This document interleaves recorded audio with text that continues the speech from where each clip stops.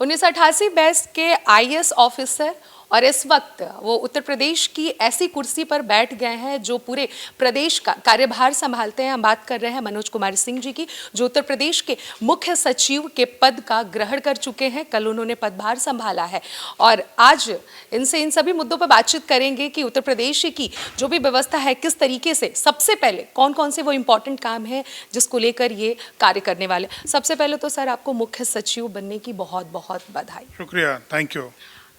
सबसे इम्पोर्टेंट काम कौन से होंगे जिस कुर्सी पर आप बैठे हैं? सबसे महत्वपूर्ण काम कौन कौन से आपको यूपी में दिख रहे हैं सर? मेरी नज़रों में सबसे इम्पोर्टेंट काम है गुड गवर्नेंस का जो प्रॉमिस है गवर्नमेंट का, वो लोगों तक डिलीवर करने का।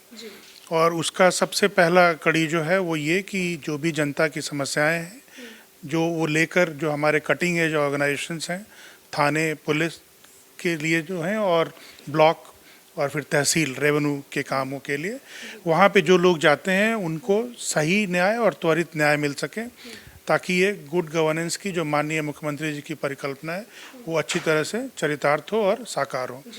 दूसरा हमारा जो फोकस है वो इन्वेस्टमेंट को बढ़ाने का है प्रदेश में, और लगभग 10 लाख करोड़ का जो ग्राउंड ब्रेकिंग सेरेमनी कुछ दिन पहले हुआ है, तो उसमें हमारा ये प्रयास होगा कि वो सारे प्रोजेक्ट सब धरातल पर लगने शुरू हो जाएं।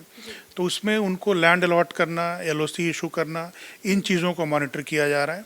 हर 2-3 बड़े प्रोजेक्ट्स के साथ एक नोडल ऑफिसर के रूप में उद्यमी मित्र या अथॉरिटी के लोगों को भी संबद्ध किया जा रहा है। तो ये एक दूसरा प्रयास है कि ज़्यादा से ज़्यादा उद्योग तेज़ी से ग्राउंडिंग हो उनकी, ताकि एक तरफ लोगों को रोज़गार मिल सके और दूसरी तरफ जो मैन्युफैक्चरिंग का स्टेट जीडीपी में कंट्रीब्यूशन बढ़ना है वो बढ़ाया जा सके। ठीक है सर, जिम्मेदारियों की बात करेंगे। मुख्य सचिव के पद के साथ और भी बहुत सारी ऐसी जिम्मेदारियां हैं जो आपके कंधों पर है, बखूबी आपको निभाना है। किस तरीके से इन सभी चीज़ों का निर्वहन करेंगे, थोड़ा सा इस बारे में जानना चाहें। क्या कठिनाइयाँ आएंगी या फिर खुशी खुशी सारी चीज़ें पार हो जाएंगी? हाँ, कठिनाई की कोई बात नहीं। मैं ये इसको देख रहा हूँ कि एक बहुत अच्छा अवसर है और ये मौका कम ही लोगों को मिलता है कि इतने बड़े सूबे में और लगभग 24 करोड़ लोगों को, और वो भी माननीय मुख्यमंत्री जी के इस तरह के जो व्यवस्था उन्होंने बना रखी है और जिस तरह का दृढ़ निश्चय है लोगों की बेहतरी के लिए और उनकी आर्थिक उन्नयन के लिए, मैं तो इसे एक बहुत ही अच्छे अवसर के रूप में देख रहा हूँ। अच्छा सर, मेरा एक आखिरी सवाल है, स्टूडेंट से रिलेटेड है। पेपर लीक बहुत बड़ा एक मामला है, बच्चों का फ्यूचर होता है सर। यूपी में किस तरीके से इसको खत्म किया जाएगा, क्या कुछ आपकी प्लानिंग होगी? एक तो बहुत सख्त कानून माननीय मुख्यमंत्री जी ने बनाए हैं अभी पिछले कुछ दिनों के अंदर।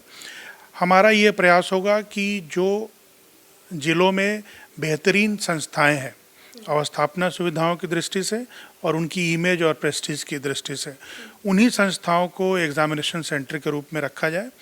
और जब भी एग्ज़ाम हो तो जो पुलिस के ऑफिसर्स हैं, मजिस्ट्रेसी के जो ऑफिसर्स हैं, वो सब लोग मिलकर और पूरी सेंसिटिविटी के साथ इसको कोऑर्डिनेट करते हुए इस परीक्षा को संपन्न कराएं, ताकि कोई इस तरह की स्थिति पेपर लीक या फिर कैंसलेशन की नौबत ही नहीं आए। तो मुझे पूरा यकीन है कि आने वाले दिनों में जो भी एग्ज़ाम्स होंगे उसमें स्टूडेंट्स को इस तरह की कोई दिक्कत का सामना नहीं करना पड़ेगा।